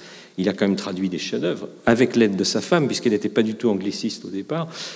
Et donc, vous voyez par exemple La Dame du Lac et Le Grand Sommeil de Raymond Chandler, qui sont quand même des romans très importants dans la littérature policière de l'époque. C'est écrit et traduit de l'anglais par Boris Vian et Michel L'Église, ou Michel Vian. Donc Gallimard lui proposait un choix de titre. Il dit, bon, je prends celui-là. 15 jours après, il remettait le manuscrit en français, tout en écrivant ses romans, tout en jouant de la trompinette tous les soirs. Alors, il avait, étant cardiaque, il était pratiquement insomniaque, et donc il dormait très peu. Et en fait, c'est pour ça que, tout en mourant à 39 ans, pour notre plus grand malheur, il a vécu 3 vies. Noël Arnaud, qui a été son premier biographe, a très justement utilisé l'expression des vies parallèles de Boris Vian, puisqu'il a fait toutes ces choses en même temps et en professionnel. Et c'est quand ces caisses vont se remplir de manière vertigineuse avec j'irai cracher sur vos tombes, mais pour des raisons scandaleuses, c'est à ce moment-là qu'il arrête de travailler comme ingénieur et qu'il pense qu'il va pouvoir vivre de sa plume jusqu'à la fin de ses jours, ce qui ne sera pas du tout le cas, puisque il va finir par avoir un procès, le livre va être interdit, etc., etc., etc. Donc voilà, je crois, les 3 mots importants, et il y aura une interrogation à la sortie. Donc humour, musique et technique. Voilà. Vous avez quelque chose à dire sur la postérité, sinon on passe la parole au public. Un petit mot, moi, sur la postérité, et là, je vais citer Marc Laprand.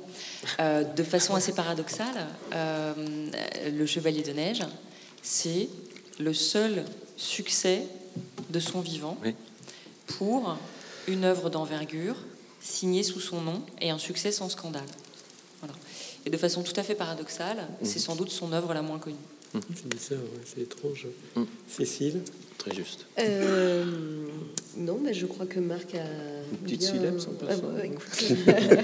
Toujours. Non, mais effectivement, oui, l'humour...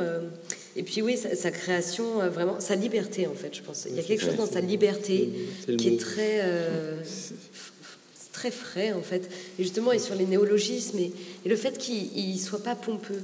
Si tu vois, sur les néologismes, il me semble d'ailleurs, c'était, je sais plus où, c'est Noël Arnaud qui avait retrouvé ce passage de la radio où les gens ils disent oui, mais vous mettez des néologismes partout pour les noms de fleurs.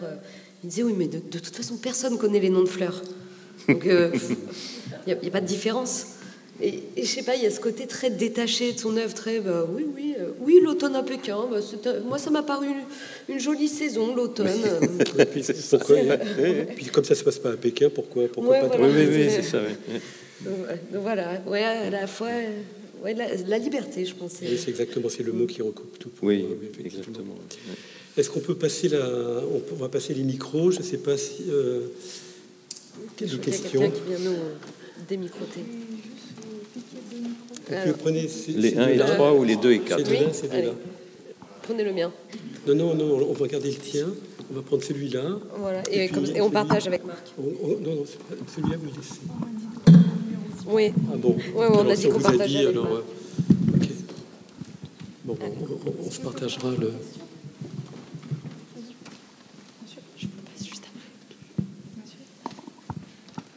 Je voulais vous demander par quel itinéraire Boris Vian a été programmé à Cité Philo.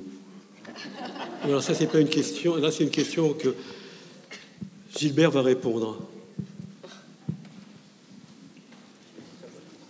Par amour. Parce que vous voulez dire que c'est pas un philosophe, c'est ça? Vous insurgez? Non, pas du tout.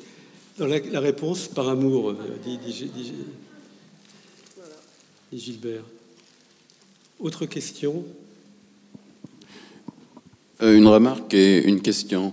La première remarque, c'était concernant la traduction, la possibilité de traduction des œuvres romanesques de Boris Vian, mais on peut se poser la même question quant à leur adaptation cinématographique. J'en connais au moins 2 de l'Écume des jours. J'ai évidemment pas retrouvé le plaisir que j'avais pu avoir à la lecture. Et là, c'est une question maintenant qui s'adresse aux spécialistes.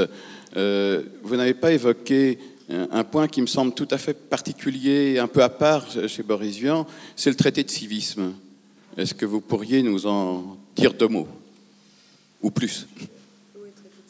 Alors, le traité de civisme, c'était une grande ambition chez Vian, mais qu'il a pas mené à terme. C'est-à-dire que pendant 7-8 ans, dans les années 50, il s'intéressait à la politique, il s'intéressait à la sémantique générale, qui était une discipline qui commençait à venir en France avec ce traité de sémantique générale de Korzybski, qui maintenant est totalement tombé dans l'oubli. Et je pense qu'il y avait une ambition chez Vian de faire un peu ce que Sartre voulait faire avec un traité de morale. Donc c'est une œuvre qui voulait avoir une grande envergure et puis qui finalement, à sa mort en 59, a laissé quelques passages épars, un peu décousus même, mais pour laquelle il avait concocté une immense bibliographie, puisque c'était évidemment un grand lecteur. Donc c'est un peu une œuvre mornée, le traité de civisme. Et c'est peut-être aussi parce que c'était tellement sérieux qu'il s'en désintéressait à un moment donné. C'est ce que je soupçonne. Et pour faire une toute petite allusion à ce que vous avez dit précédemment, aux deux adaptations cinématographiques de L'Écume des jours, à mon avis, la meilleure, c'est la première, c'est-à-dire celle de Charles Belmont, qui a eu le malheur de sortir au moment des événements de mai 68, c'est-à-dire qui n'a jamais passé, en fait, qui n'est jamais passé, mais qui a été réédité très récemment en DVD. Et la deuxième version, dont je ne nommerai pas les acteurs ni le réalisateur, qui par ailleurs est formidable, à mon avis, ne correspond absolument pas à L'Écume des jours, puisqu'on a des acteurs qui sont dans la trentaine, qui n'ont pas du tout le look de Colin et Chloé, par contre, qui sont très bien représentés par Fanny Buron et Jacques Perrin dans l'adaptation de Charles Belmont. J'espère que vous l'avez vu, qui à mon avis, qui est formidable. Hein, Et puis le deuxième est trop loufoque. Ouais. Et le deuxième, alors si je peux faire un tout petit peu d'autobiographie, je ne l'ai jamais vu et je sais que je ne le verrai jamais. Parce que c'est rien contre Gondry, hein, ça, je vous assure, mais j'ai une image de L'Écume des jours depuis un demi-siècle que je veux garder intacte et que je n'ai pas envie de détruire par cette accumulation d'effets spéciaux qui est en gros l'adaptation de Gondry. Alors, je n'ai pas vraiment répondu à votre question, je suis désolé, sur le traité de civisme. C'est sincère.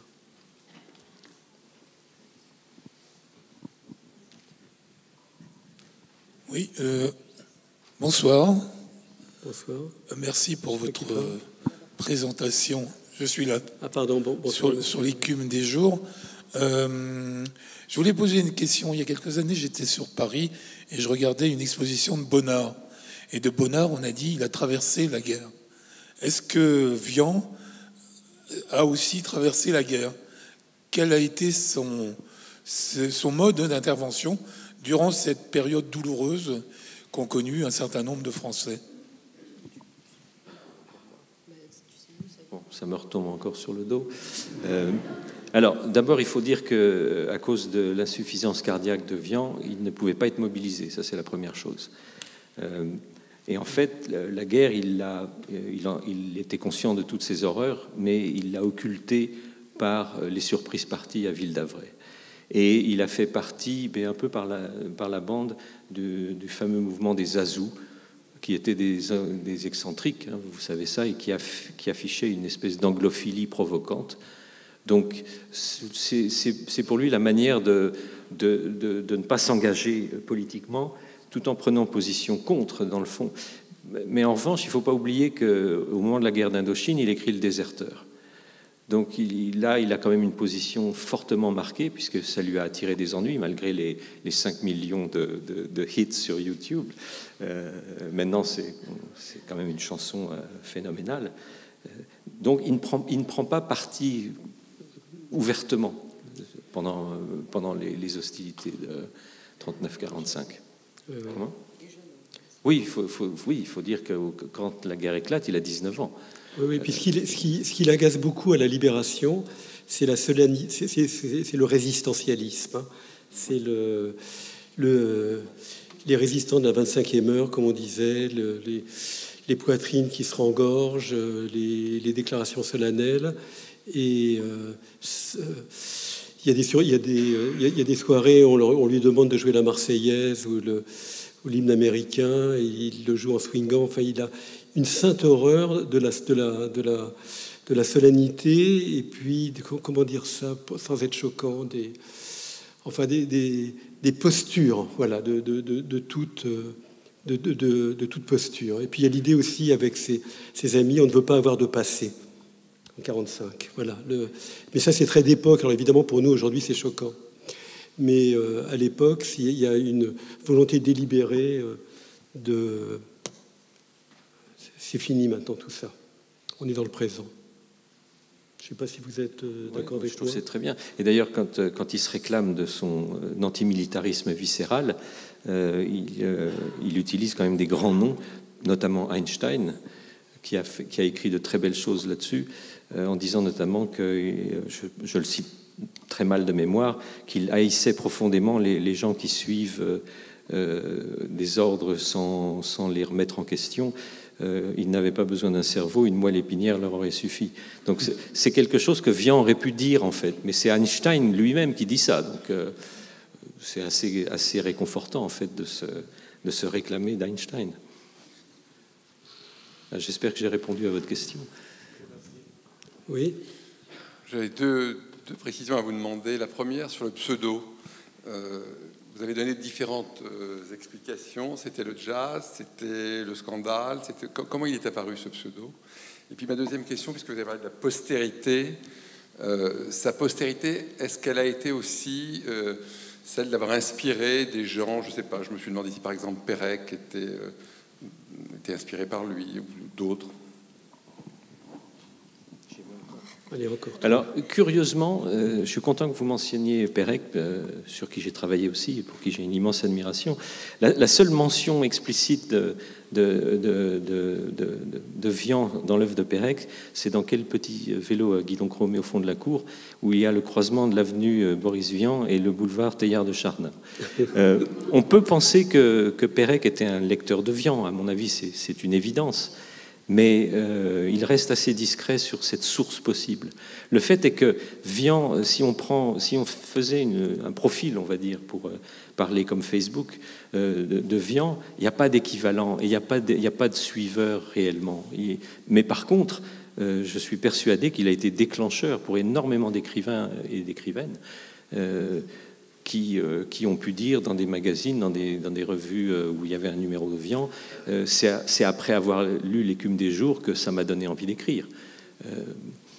Donc, je ne peux pas affirmer que c'est le cas de Pérec, mais c'est certainement le cas de nombreux écrivains, à mon avis.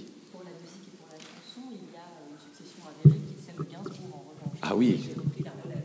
Oui. Je ne sais pas, Oui. je ne sais pas si vous m'avez entendu. Pour la chanson et pour la musique, il y a une relève avérée qui est Gainsbourg, qui dit « j'ai pris la relève ». Voilà. J'ajouterais Brassens, parce qu'à la fois dans les jeux de mots et dans la position politique, il y a quelque chose de très commun entre Brassens et Vian. Depuis un mois, il y a un enregistrement. Brassens chante le déserteur. C'est pas vrai. Qui a été retrouvé? Non? Oui. Ah bon? Qu'on trouve à la FNAC en plus. Oui, redites-le parce que les gens... Oui, depuis un mois, il y a un enregistrement. Georges Brassens chante le déserteur. Et d'ailleurs, Brassens a eu cette délicatesse, à la mort de Vian, d'écrire une espèce d'éloge, non pas funèbre, mais pour dire à quel point la chanson avait besoin de gens comme Boris Vian. Et là, on est en 59. Et d'ailleurs, ce petit texte se trouve généralement au dos du 33 tours, qui est le plus connu, qui s'appelle « Chansons possibles et impossibles ».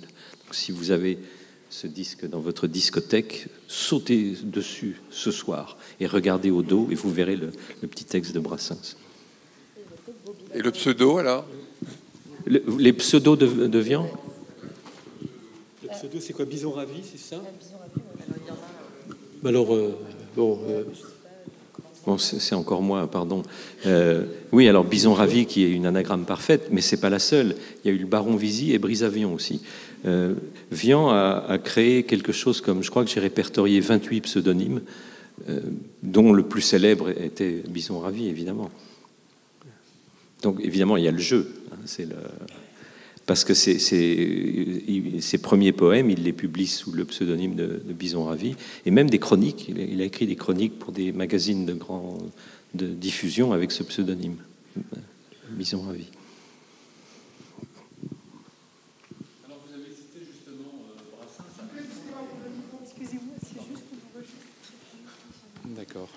Oui, bonsoir à tous, bonsoir à toutes. Et Eric, je suis né en 1958. Vous citiez justement Brassens. Alors figurez-vous que moi j'avais 21 ans. Ce que j'écoutais dans ma discographie, c'était forcément du Boris Vian. du Brassens et du Bobby Lapointe. Parce que je suis musicien et j'ai aussi fait un hommage à Bobby Lapointe. Et donc, pour moi, c'est toute une lecture qui est à la fois artistique, qui a aussi les contrepétries, les jeux de mots. Et je pense que ces trois se valorisent assez bien dans le champ culturel et dans le champ de l'écriture, avec toutes ces phrases en fait que j'ai tout le temps en tête, que je chante assez facilement, parce que pour moi c'est aussi tout un passage de ma vie. Très bien. Merci. Oui, il y a merci de l'avoir dit, il y a une consanguinité indéniable entre les trois, effectivement.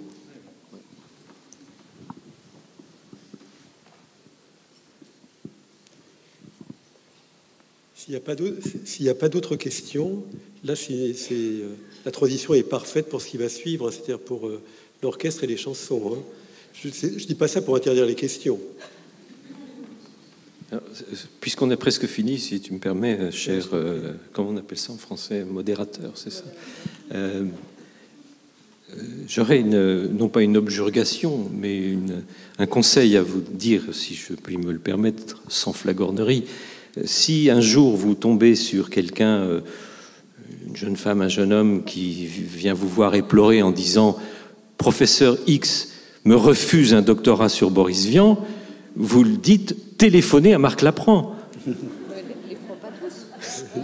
Non, c'est pas pour les prendre, c'est pour engueuler le prof. Ok. Très bien. Bah, écoutez, merci de votre attention. Merci à vous. Merci à vous.